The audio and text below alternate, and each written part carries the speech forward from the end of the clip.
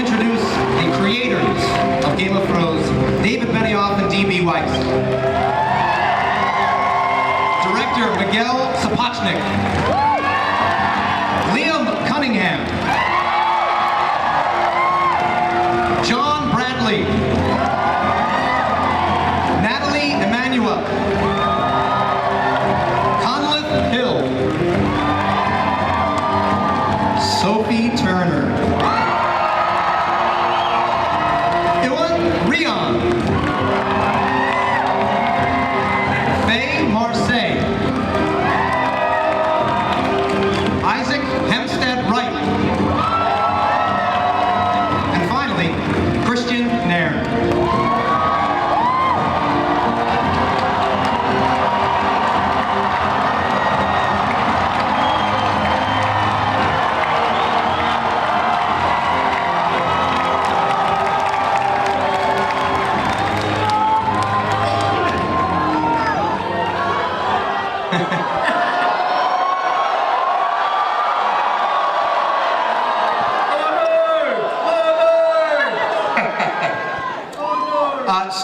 I'd like to start with the elephant in the room. It's been announced that next season will only be 7 episodes and will not air until the summer. So I guess my first question to David and Dan is, why do you hate us all so much? This seems personal. Well, you know, I guess as Sophie said in that clip, winter is here, and we got to shoot in places where there are trees, and we got to wait for the leaves to fall off. So we're actually waiting to shoot later in the year, and that means we don't finish shooting till February. But there's no way to finish post. There's no way to get the show out there until summer. So that doesn't account for the 3 Sundays where I will have nothing to do at night. Can you walk me through that in front of 7,000 people and millions of people who are watching? You can rewatch and start over at the beginning. That's a good answer. So there's a plethora of human history to draw from, but is there any civilization or time period specifically that you guys draw the most amount of inspiration in terms of like quest for power, or even any kind of like Machiavellian real life characters throughout history that you can think of specifically? Well, I think the books are sort of built on a skeleton of medieval Western history, but one of the great things about fantasy is that you're not bound to what happened. So George, when he wrote his books, got to pick all the bits that he liked the most, and he got to skip the so-and-so begat so-and-so begat so-and-so part of history. He got to kind of paper over that. And he drew on Mongols, he drew on Native Americans, he drew on everything. He was very deeply read in world history, and you know, and we get to do the same thing. I mean, that's one of the real joys of, we're kind of both history buffs, and we get to recounting the violence of humanity. Yeah, we get to just look at every awful thing that's happened in the world, not just one part of the world, and just cram it all into, you know, 10 hours, 7 hours rather, a season. I just want to point out that Sophie Turner made us all do shots of vodka before we came out here. So I'm 20, I didn't do any of that. Our answers might not be as articulate as they should be. Okay, good. This is right, just trying to keep it complete sentences. If I can do a complete sentence, I know I'm still in shape.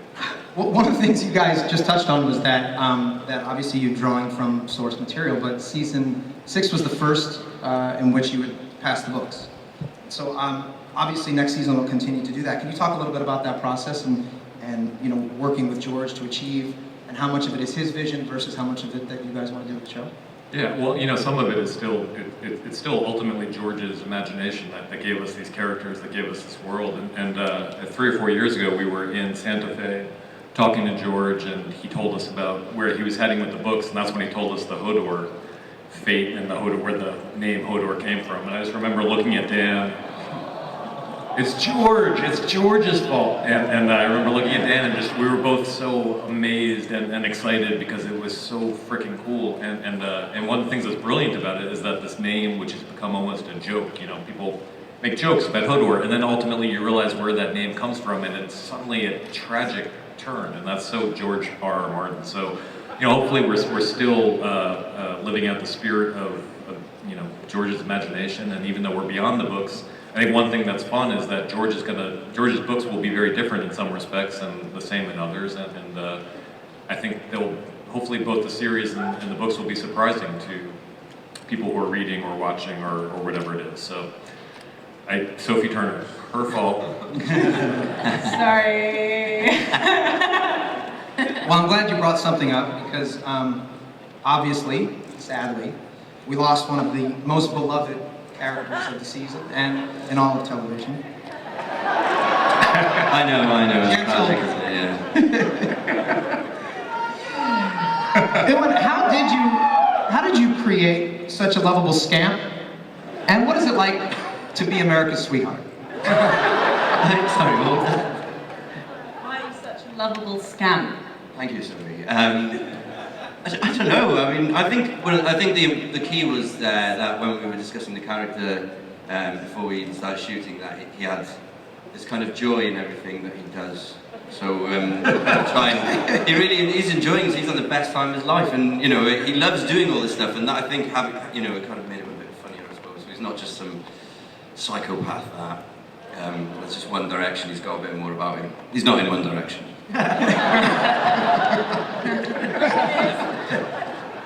Well, as an actor, obviously, you have to find something you love about the character that you're playing, or at least understand where he or she is coming from. So, where is Ramsay Bolton coming from? I think, poor guy's had a tough upbringing, he's a bastard in the north, which is always difficult. And he's just looking for his father's love and acceptance and recognition all his life, and it's kind of, that's obviously, everyone could relate to that. And Boo-hoo. thanks, Zoe. Apart from that, there's very, very little to like about him, I think. When obviously we lost Hodor.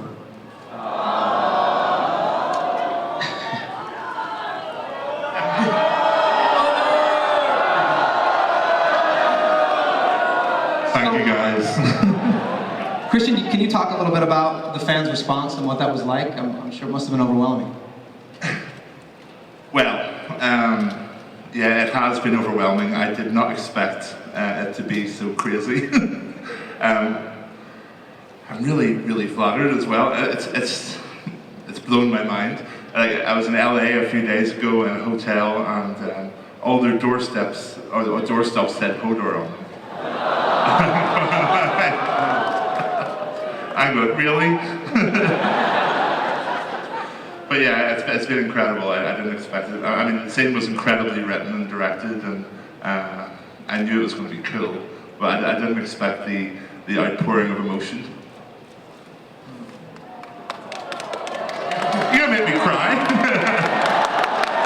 All right, let's see if we can make him cry. Not really. Well, I apologize for that. I apologize for making you cry. But they're crying in a good way, at least. Good. Well, I've done my job now. I'd like to do what the show was consistently doing, which is to transition from the sweet into blood. The episodes Battle of Bastards and The Winds of Winter are probably the two most astonishing episodes, not only of this show, but maybe any show ever. And obviously a lot of that has to do with the director, Miguel Sapochnik.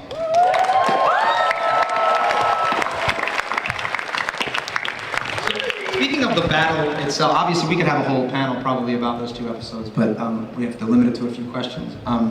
But speaking of the battle itself, I read that originally it was based on the Battle of Agincourt, which took place between the French and the English in 1415, but as needs changed, this is your quote, and as did budgets, it became more like the Battle of Cannae between the Romans and Hannibal in 216. Can you talk a little bit about what you meant by that? What changed and how you changed it? Blimey. Originally when we talked about it, the whole idea was to steep it in history. So they wanted a strategic, pitched battle. And so the Battle of Agincourt was, I believe it was French and the English, wasn't it? French and the English fought it out on a field, and correct me if I'm wrong, because I might screw this up completely, the English attacked and the French encircled them. and caught them in a pincer movement, a double envelopment. And once they had them in a pincer movement, they basically used archers to mow all these people down. And originally we were going to have a lot of horses, like 7 horses deep, and they were going to charge the horses and then actually surround the Allied troops and crush them with the horses. But the problem is, if you run horses at people, they don't like it. Like the first time they're alright, but the second time they're like, I don't really want to run at these people. And the third time they're like, I'm not going. So, I'm guessing the people don't like it either. well, sometimes. So the decision is that we weren't going to run horses at people, but instead we were going to run people at people. And then there was this other idea, which I always loved and was probably the first image that I imagined in my mind when I saw when I read the outline, which was this pile of bodies. And this was something David and Dan were really keen on, and something that actually we had a lot of kind of back and forth, because initially it felt like, where does this pile of bodies come from? And then the more research you did, you started realizing when everybody dies, they become a pile of bodies. And gradually this pile of bodies really gets in the way of you achieving anything on a battlefield. And in fact, in the Battle of, is it Cannae?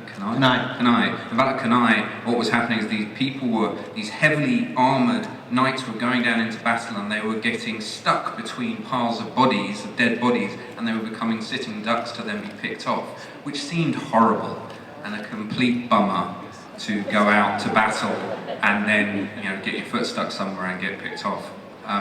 So that seemed like a good way to approach the battle, which is what we did. And in terms of budget constraints, did that have something to do with it, or was it just?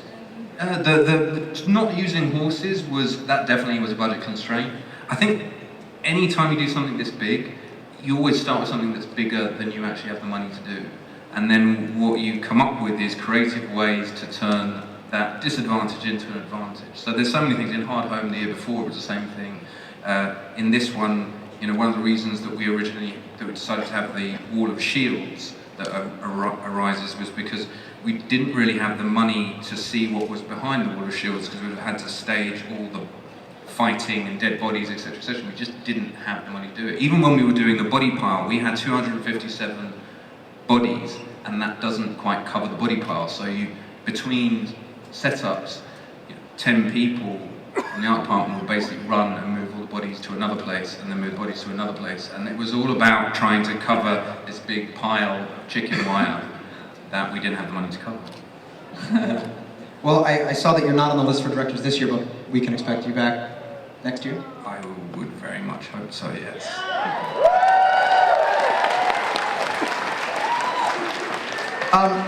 Liam, I was wondering, just from an emotional standpoint, did you read the books? No. Were you aware, before you read the script, of the death of Shireen? No. When I got the scripts the first time, you would have heard the clang of my jaw hitting the ground when I read it, and after I read it, that relationship was already there because we'd already filmed it, and to have her kind of removed from me, that relationship with Shireen was very easy. She's an absolutely gorgeous human being and a beautiful actress, and these guys keep taking the people I like working with away from me, which makes it difficult. But that was pretty tricky. Actually, I must tell you, there is a little story. The stag that I got. My daughter is in the audience here, by the way. Say hello to my daughter, please. So I liberated the stag, and my daughter has a wall of awesome at home. And I said, you need that after we finished filming. It hadn't been broadcast. And I said, you need to have that in your hand when we're watching the show. We all sit on the couch and watch it. What I didn't figure on, because I wasn't there for Shireen's demise, when the episode came on, I said, you need to have that again. And she'll tell you this. She had it in her hand. I hadn't seen it, and we sat down to watch it. And all of a sudden, my daughter was in a heap on the sofa as she watched my surrogate daughter, Shireen, getting burned to death while she held the stag that I had stolen from. And I felt like the worst dad in the world. It was appalling. Awful thing to do. So that's their fault, by the way. Well, probably not a more lovable character in the show than Samuel Tarly. I realized when he sees the library that he smiles, and you realize that nobody in the show ever smiles, except for maybe Cersei. But I don't know if that's a smile as much as it's like an involuntary muscle response to something evil that pleases her. But there's a certain sweetness about Samuel, and the way that John plays him. Not John. Samuel, yes. John, no. And I think we can assume that David and Dan and the world of Game of Thrones hates sweetness, and that eventually you will be executed in some way. So I'm wondering if you could choose the way you will die. Now is your opportunity, and I think I'd like to hear it. I'm sure they would as well. How wonderful would it be? Or kind of how the poetic justice of Sam has always been told that books are folly and they're to be dismissed, and nobody with any real common sense ever deals with books. He said, no, actually no. People who read books can do good in the world, they can do good for greater good. Yeah, see, right? He's never been around this many books before. He's climbing up the bookshelf to get a particularly, artistic, but book from the top shelf. Gets all the way up there, doesn't, severely underestimates his own weight, tipples backwards off the bookshelf and pulls all of those books down on the top of it. I'll direct that. John, Miguel, you could direct this bit, right? We saw your work with John under the bodies in Battle of the Bastards. Imagine Sam trying to fight his way out of all the books that he's loved his whole life. And now, if he hadn't got what he wanted, he'd still be alive. It wasn't battle that killed him, it was books that killed him. Oh my God. That seems like a win. The show writes itself. Little knowledge is a dangerous thing. So female empowerment, obviously a huge aspect of season 6, but really, I believe, the series itself. And I think that no character personifies that more than Nathalie Emmanuel's character, Missandei. Everybody got a different pronunciation for that, I noticed. Missandei. Yes, Cersei and Dany, Brienne, Yara Greyjoy are women of strength, but so much of that comes from violence, or the threat thereof, whereas Missandei, a former slave who speaks 19 languages, offers something else. Compassion, intelligence, keen insight into the human condition. And in some ways, to me, it's the most impressive trajectory of anybody on the series. Can you speak a little bit to Missandei's role in the future of the Seven Kingdoms, as you see it? It's hard to know what the future brings for her, but I think that she genuinely believes in Daenerys and her claim, and Daenerys has saved her life and liberated her and acknowledged her brilliance, because it's something that she also has. There's these two women that sort of respect and lift each other up, and it's a really sweet friendship and I guess working relationship as well.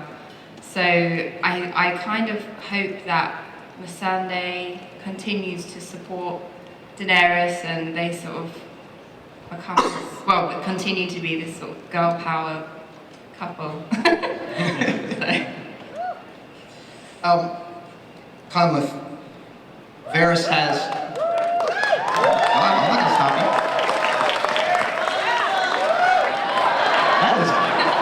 That is... Hasselhoff.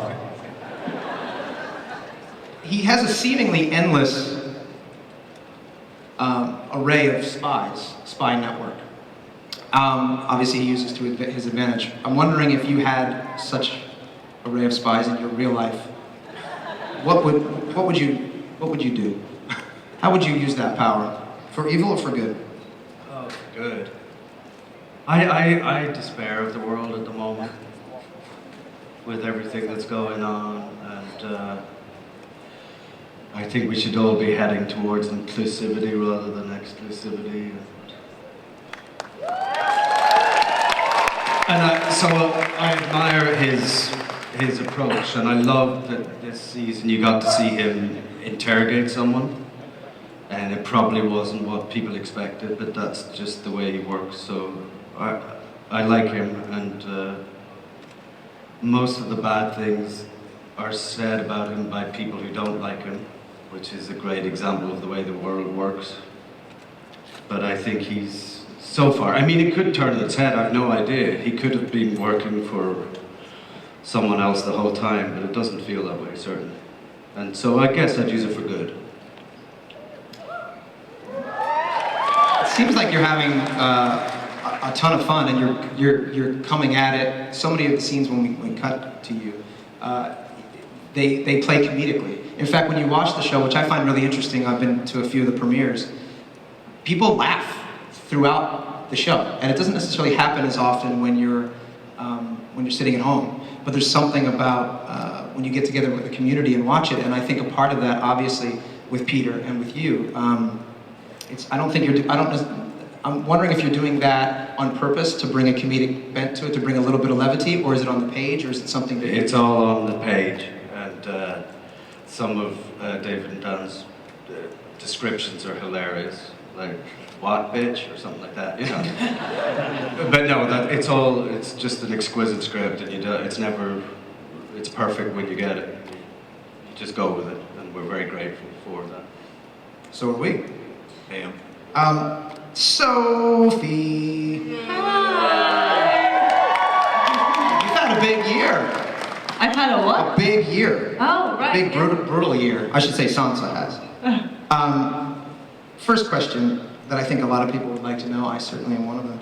Why didn't Sansa tell Jon about the Knights of Vale? That seems like important info. Yeah. Yeah. Yeah, that's what I was wondering. Why do you too. Sansa didn't tell Jon because she wanted all the credit, and it was a more dramatic moment when she showed up, and it makes for really good television. Now here's the question that I'm wanting to know. Why It's Always Sunny in Philadelphia didn't get an Emmy nomination? I don't know. You guys have won. What are you doing wrong? We haven't done enough seasons. I think we're only on season 26. I'm guessing 27. You guys seem to know a lot of people at the Emmys, because you've all been there, but I've never been. I would go as one of your dates. Well, you deserve to be Well, there. Yeah, here. But not here for me. Well, do you believe that Sansa believes that Jon is the best fit for the Iron Throne, or do you think she maybe believes that she is? Or someone else? I don't know about the Iron Throne. I think she believed it was probably more of a joint effort in terms of the Battle of the Bastards. She believes that they should both be king and queen of the North, for sure. I don't know about the Iron Throne. I'm not sure she's so keen on that anymore, but I'm not sure she believes that Jon is capable of running Winterfell in the North. I think she thinks he doesn't have the intellect, the knowledge, the experience that she has. And I concur.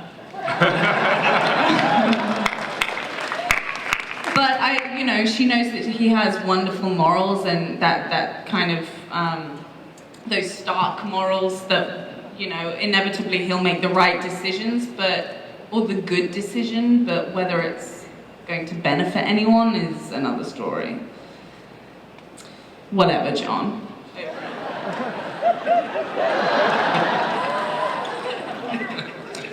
Oftentimes when you see an actor try to play a badass on screen and they're not quite pulling it off, it just sort of takes you out of it. You sort of never believe that this dainty little actor is as tough as he or she actually looks in real life. That, however, is not the case with Faye Marseille.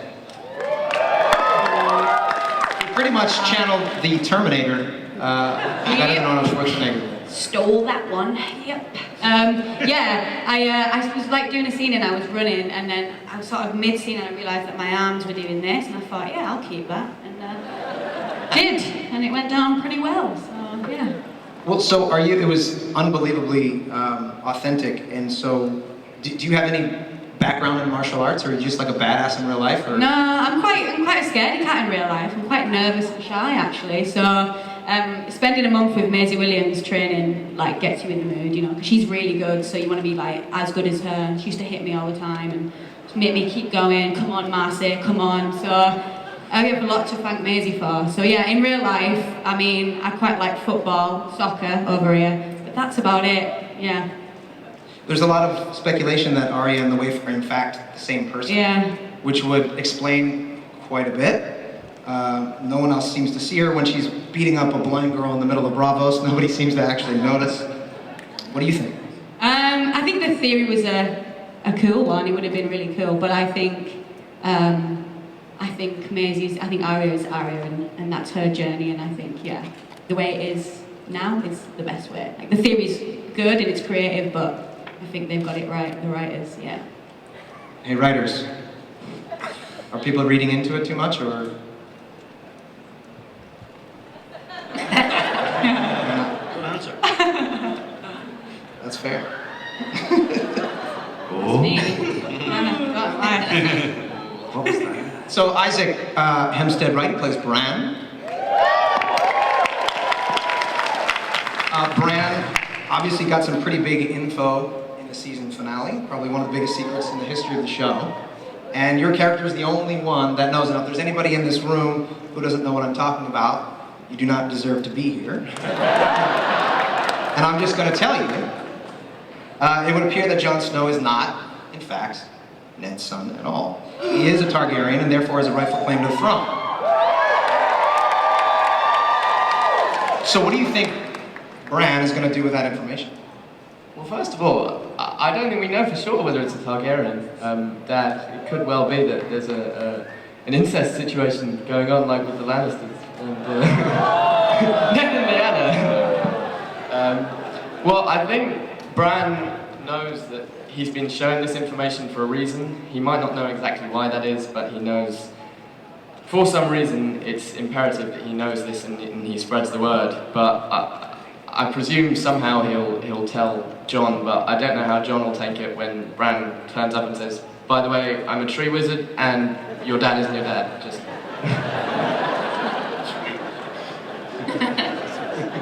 So you pretty much grew up on the show. You started when you were 11? Yeah, Sophie and I both started when we were fairly young. And what's it like to be internationally famous at that age? 11, 17? It's fun to be here, but you don't really notice it. I think you just kind of take it as it comes and enjoy what comes of it. I have a question for everybody that I'd like to have everybody answer. It's two-parter. One, I don't think you guys should answer. We can start with Miguel. Who do you believe will win the Iron Throne, and who would you like to see on the Iron Throne? Oh, that would be telling. Yeah, I don't know, to be honest with you. I would be very happy if they shared it, but I don't think that's going to happen. Well, the only hint that we have of this is Mr. George or Martin said that the ending would be bittersweet, which doesn't give too much away. But knowing the deranged minds that we're dealing with on this show, it could be anything. Listen, I hope I don't get this right. I have an image of a White Walker sitting on the throne with the Night King with his leg over the arm, sucking on a Cuban cigar. But what do I know? When it comes to that, what do I know? It's tricky, isn't it, when people ask you how do you think it's going to turn out? Because you think, what if I'm right? Yeah, Worst that's what thing he's is meant to wrong. do. And in 2 years' time, it flashes back to this, and John Bradley spoils it all for everyone.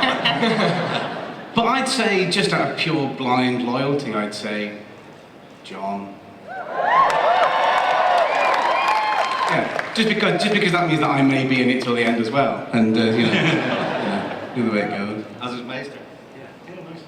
I have a similar motive, and I have to say Daenerys, because I did a loyalty thing. Because I think, she's a good girl. I mean, she can be very ferocious, but she's generally, you know, cares about people and wants to change things. So I think she'd make a good queen. But at the same time, I'm so excited about the Starks all sort of coming back together. So who knows? Who knows? Pardon? Good point. Right, Yes. true. I know, but I can't say.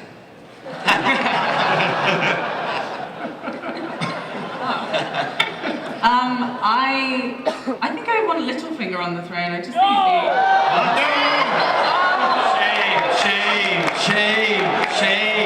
Shame. No, I just think it would be fun. It'd be quirky, sadistic. We like that kind of thing. Come on, we all watch Game of Thrones. All right, leave it out, mate. I think they should melt the thing down and have a democracy. Can't really follow that one. Probably Arya, because if I don't say Maisie, she'll probably beat me up with a stick. So, Arya. I think we should have a four-pronged Stark dream team. We have Jon on the throne, Sansa advising, Arya beating people up, and Bran just sitting in the corner with the throne.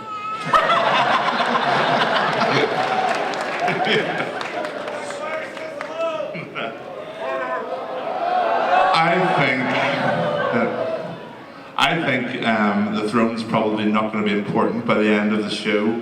I think there's going to be a huge battle between the Night King and Daenerys, and I think Cersei's probably going to get flattened in between somewhere. But on the throne, I think Westeros for once deserves someone with honour and integrity, and I think Brienne would make a really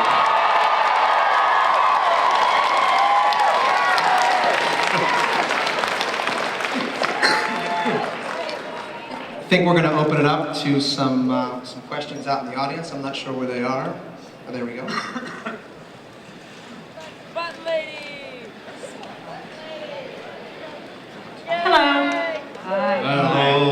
Hello. Wow. Hi. Hi. I'm the button lady. Why did they call you that? Just came at me one day. My question's for Sophie. Hi, Sophie. Hi. You've had a really great year with this character. And I was just wondering, when you're reading the scripts at home or wherever you first read them, what scene really made you giggle to yourself when you were saying, oh, I can't wait to act the shit out of this? Oh, it was 100% the Ramsay scene, sorry. Fair enough. I feel like it's what the past 5 seasons have been kind of building up to this, and I'm getting really distracted by the people behind you. I feel like it's been building up to this, and you know, her first kill, and I'm so glad it was Ramsay, and it was written so well. And someone actually quoted that to me the other day in a park. Someone was like, your house will disappear, your family will disappear. And I forgot it was from the show. I thought they were cursing me or something. But anyway, I just loved the way it was written. It was wonderful, and I was very excited to do it with this little scrapper. It was an honour to be killed by you.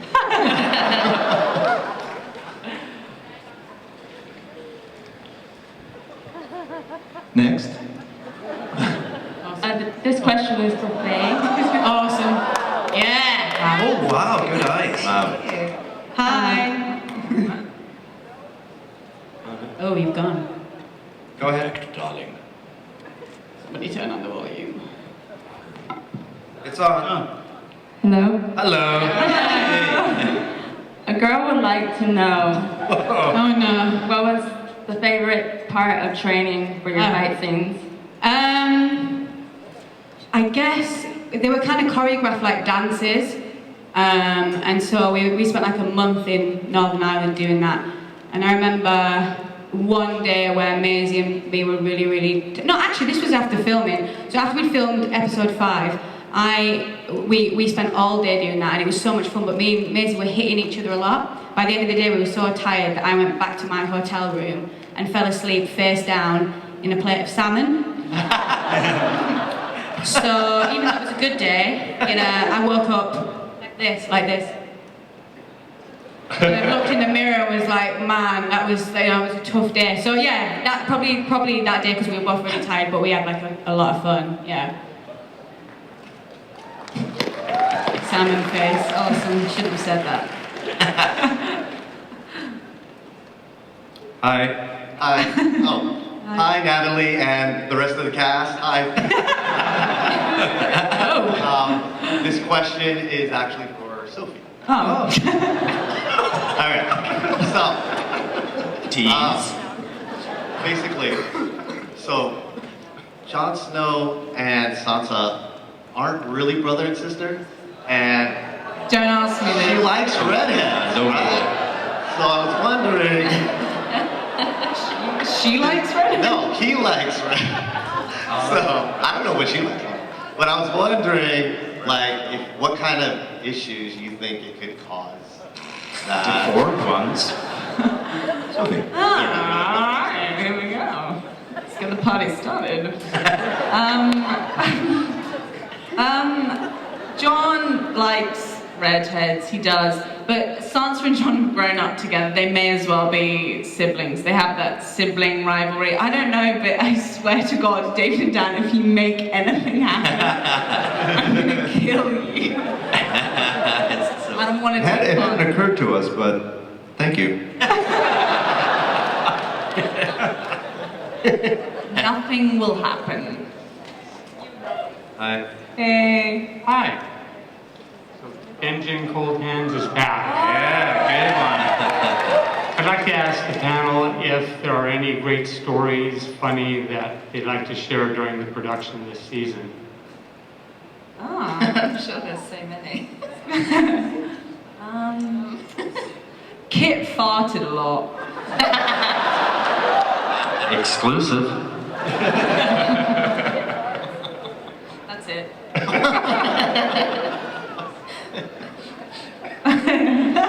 Cracker. Where's the vodka?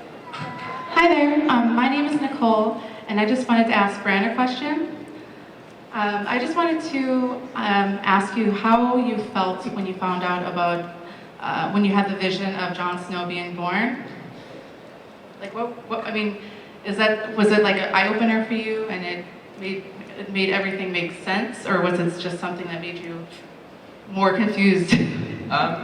Well, because the Tower of Joy stuff was split into kind of two scenes, one earlier in the season and one later in the season. So when I first read it, my immediate thought was, I'm going to Spain, so I'm going somewhere warm rather than Northern Ireland. I'll be honest. Then I actually read it, and I suppose overall it's a very interesting kind of arc, everything that happens within the Tower of Joy, and I wasn't actually aware of the whole. I knew about R plus L equals J and so forth, but the Tower of Joy I hadn't actually come across. I read up on it and found all the theories. So it was really cool to just be able to read it, let alone actually have involvement in the scene. And I think that was what was so cool about Bran's visions, was that it wasn't just the audience watching a flashback or something happen, it was the audience getting to watch another character react to this kind of rich history of Westeros. So for me personally, yeah, it kind of, it was nice to see it all click together. Sorry. Go ahead. Hi. Hi. So my question is for the executive producers, and at the beginning of season 6, you guys had a lot of different character storylines, so I was wondering how you were dividing those characters into different episodes. Dan? Well, we go through an outlining process which I won't get into because talking about note cards on a corkboard is not what you guys waited in line to hear. But it's a lot, it's the grunt work. It's how you actually figure out who goes where when. And David and I and Brian Cogman and Dave Hill, the other two writers in the show, will sit down for several weeks and just sit in the office and bat ideas around and put those ideas on a board. It's just kind of like it happens slowly with, it's not it's the least exciting part, but for us, it's the most exciting part because it's when we actually get to see the season taking shape for us. Hi. Hi. My question is for Sophie. Since the beginning of the series, Sansa has made like a complete transformation. She's almost like a new character. How do you think that transformation is going to continue, and where do you think she's going to end up? Wow, that's a really good question, because I genuinely have no idea. I feel like they could take her in so many directions. I mean, she's really become kind of a leader in her own right, but there's also that sense after she had that scene where she killed Ramsay, you wonder if she's kind of got a taste for killing. I mean, Miguel.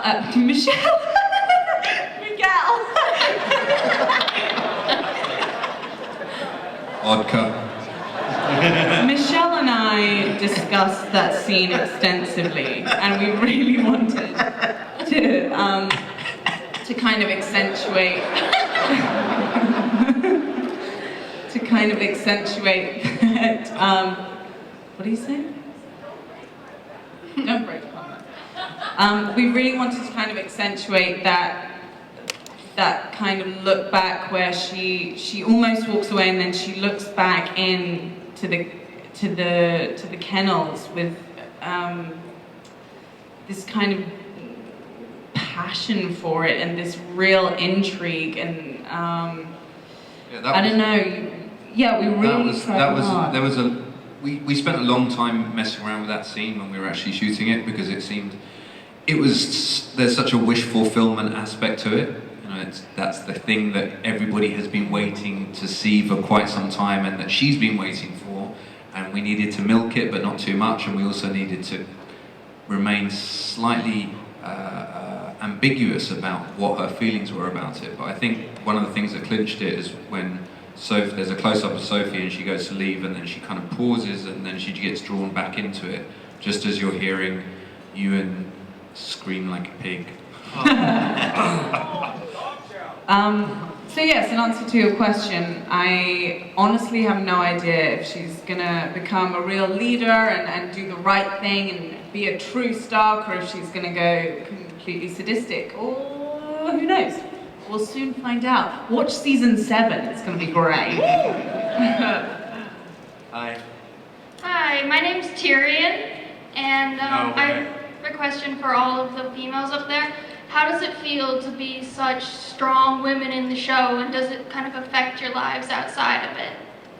Rowan, how does it feel? Well, personally, for me, anyway. It's awesome. Yeah, it's a really short answer. It's empowering and it's awesome, and especially the way she gets to do so much cool stuff. Like, it's wicked, you know? It's really cool, so I feel very lucky to have played a badass, definitely. Yeah. Yeah, I feel really proud to be playing such a strong woman in the show. I think Missandei's had such an interesting, where she began, and like just her evolution as a human being has been really fun to play, and like her intelligence and her fierceness, even though it's quite quiet, she's had quite a lot to overcome, and she's really persevered. And I've definitely enjoyed people's response to her, because people have come up to me before and said really wonderful things about it, and I feel really pleased that people respond to her and feel connected to her and her quiet but kind of strong. She's strong in a very quiet way, so people like that, and I'm happy that people like that.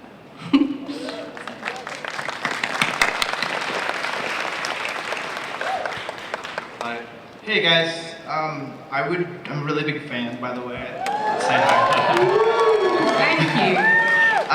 I just wanted to ask how your character / experience with the show has impacted your life. Life-changing, I would say, for me. Definitely. I'd never been to California until 2 years ago. And I'd never been paid this much in my life.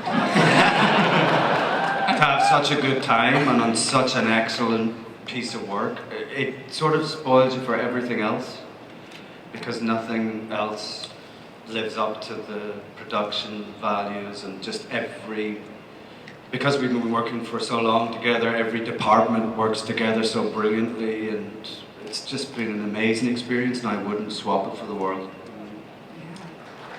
I think we have time for one more question. Wait, let's make it two. Just because you're already.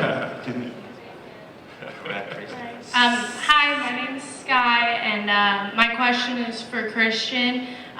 Seeing as he died so heroically for Bran, I was wondering if there's anything he would say to Bran if he could express anything more than Hodor. Thanks.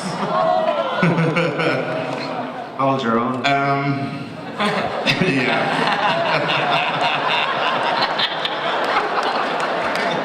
I've been asked that question before. What would the first word you would say to Bran if Hodor could suddenly speak? And it would definitely be no. So it's going to be like, hey Hodor, carry me to that tree. No. No, I'm sorry.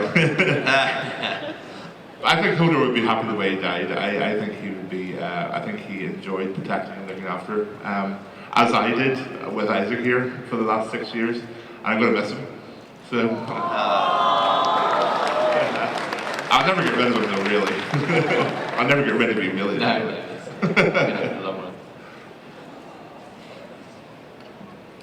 Hello. Hiya. Hello. My name's Heidi. I was here last year. I had Daenerys with me. Yeah. We asked about the rape culture. Yeah.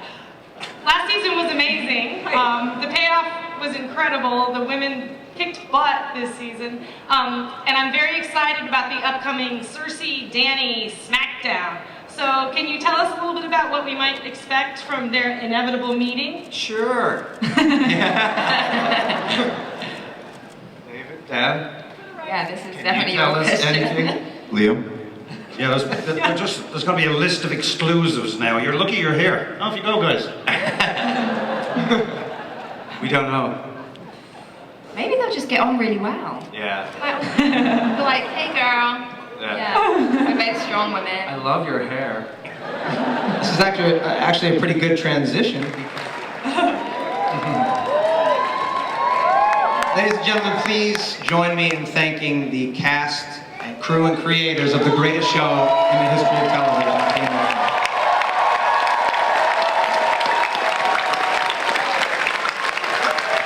Thank you.